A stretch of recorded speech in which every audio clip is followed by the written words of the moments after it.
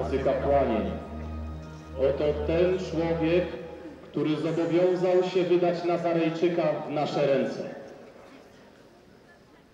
Jakie twe imię, człowieku? Judasz, pochodzę z Kariotu. Czy znasz Jezusa z Nazaretu?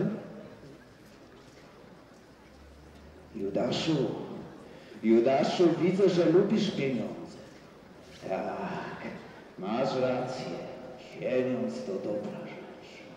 Dajcie mi tylko kilkunastu uzbrojonych ludzi. Ja ich zaprowadzę i pokażę, który to jest. Więcej mnie już nic nie obchodzi.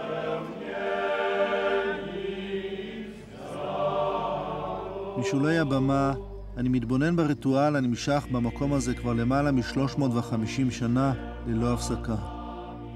שנה אחר שנה מגיעים לכאן מרחבי פולין אלפי מאמינים, לצפות בבגידתו של יהודה, תלמידו של ישו, המסגיר אותו בעבור בצע כסף.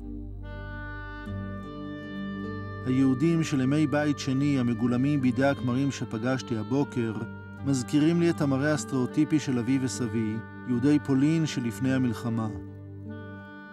מחר, כך אומרים לי, ביום השישי האחרון לחייו של ישו, The Good Friday, יגיעו האירועים לשיאם.